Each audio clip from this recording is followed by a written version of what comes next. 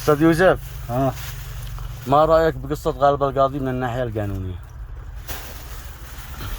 والله شوف، قصة غالب القاضي من الناحية القانونية هو لو ما ضلع وادى الأوراق هو بيحاول إنه يبرئ نفسه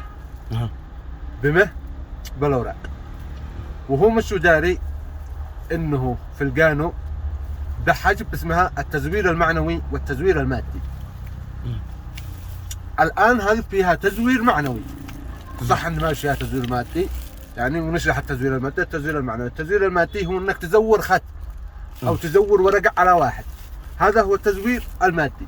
أما التزوير المعنوي إنك تزور في الحاجات، يعني مثلا البنت من اللي عقد لها؟ لو ما لاحظنا من الذي عقد لها البنت، عقد لها مصور حقه. لو ما نجي نفسر من هم الشهود في العقد، الشهود عيال عمه يعني من أقاربه، ما يشبش. واكبر دليل يعني اللي نزلته البنت، نزلت دليل قاطع الذي يدين غالب القاضي، وهو الفيديو التي يهيب دبكي الذي يثبت للرأي العام وللناس بانها تزوجت غصبا عنها، لاني في الفيديو بتقول ما حد بيفعل خير، كل شيء ما حد بيفعل خير بغير مقابل، كل شيء بمقابل. لهذا به 3 تهم على الشكل عليه. لو تقدم هذا البنت تتقدم لأقرب نيابه وتقدم شكوى، يعني انا انصحها تقدم 3 شكاوي. اول حاجه شكوى التزوير، انهم زوروا عليها وخلوها تتزوج زواج غصبا عنها.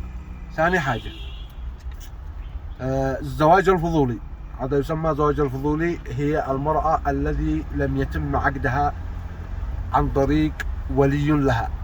اي امراه يعني في القانون اليمني معروف انه اي امراه لا تملك اي ولي لها تقدم الى المحكمه، تقدم لها عند قاضي، والقاضي يعقد جلسه ويزوجها. القاضي يكون بحكم زواجها، يكون بحكم قضائي، لا يصلح ان توكل اي امراه رجل من الشارع ويصير يزوجها، لا يصح.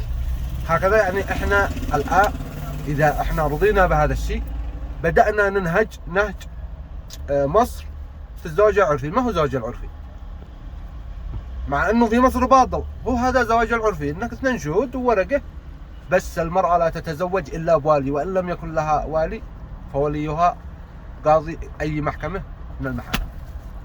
هذا الى رحمه صلى الله عليه وسلم. شكرا جزيلا.